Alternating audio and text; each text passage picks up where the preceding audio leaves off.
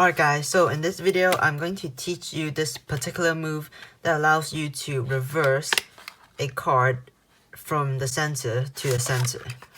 So what basically means is you can turn a card over in the center without people noticing it.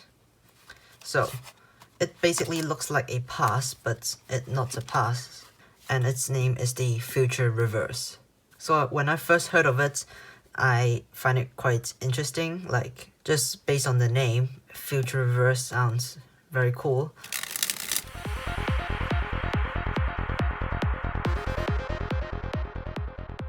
Alright, so this will be the tutorial.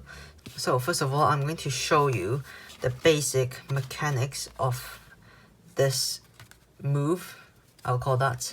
So basically you have to catch a pinky break, and then I'm going to side jog the card just like this, and I'm going to clip it with my right hand and slide it to reverse it, and with some cover it will look invisible to the spectator.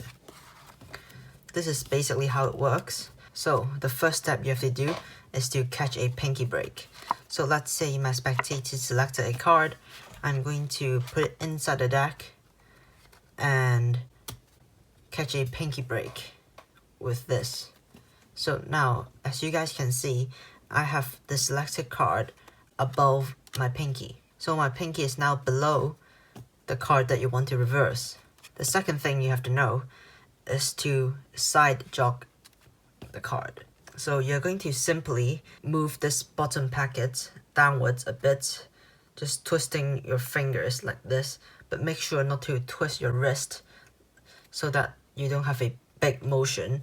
Instead, you're just going to move your fingers just like this to move this packet downwards. So just make this motion as tiny as you can, because all you want is to use your ring and middle finger to push that card on the top packet and side jog it like this. So once you have enough space to insert your middle and ring finger inside the gap, you're going to push that card sideways just like this. So without this bottom packet, your middle and ring finger is basically pushing this card sideways. But because the bottom packet is in the way, so you have to move it away and then push the card sideways. So after you've got this one down, you're going to clip the card with your pinky and ring finger on your dominant hand. But also make sure when you're doing that, you're actually covering this card from your spectator.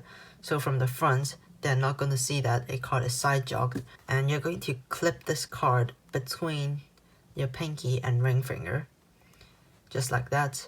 So without deck, you can actually hold the card freely and move it like this. But with the deck, what you're gonna do is actually to slide the card downwards, clip the card after you have extended your fingers, your middle and ring finger, after you have extended them, you're going to clip the card at the same time.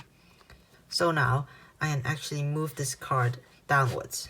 But to make this move easier, you're actually going to allow this card to move freely. So what you're gonna do is to move this bottom packet, make a huge gap just like this, and once again make sure not to twist your wrist like this, because you don't want your spectator to see you doing this. So you're just going to make a gap so that you have enough space for that card to slide. So what this actually looks like is just turning the card over and sliding it across the deck. But you're just doing this with the card clipped and in the center. So this may sound a bit difficult, but all you have to do is just simply first clip the card and then move this card downwards, and just like sliding this card over, you're still turning the card over, but having the card clipped and sliding it over. So with the hand that you're clipping the card, you're actually going to lift up the top packet and just make a tiny bit more space so that you can actually slide this card around, just like this. But obviously, you're not going to move this card to the top of the deck, because that's not what we want. We're actually going to slide the card like this and kind of form a triangle. So at this point, make sure you don't drop the top packet to close everything, because that's not what we're trying to do. So we're going to side jog that card and make sure to hold the top packet and clip the bottom card tight so that you can form a triangle which looks like this. And after you form the triangle, you can remove your clip. So now I'm no longer clipping my card, and the card is just resting on my middle ring and pinky on my other hand.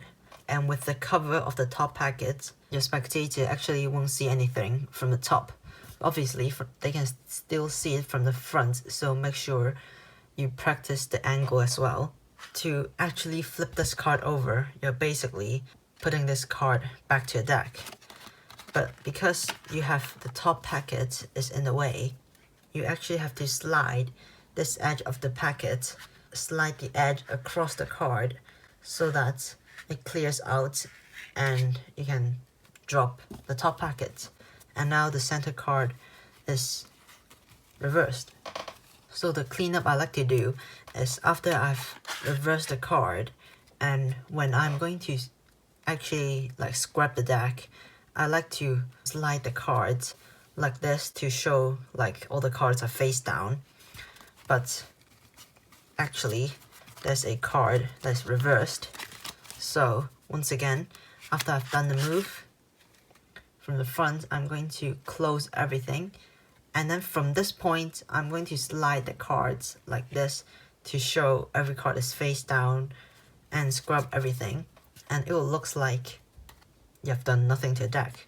So to recap everything, you're going to catch a pinky break, side jog the card, clip the card tightly, and then slide that card along the back of the bottom half of the pack and flip it over with your fingers. And now the cleanup to slide the cards like this.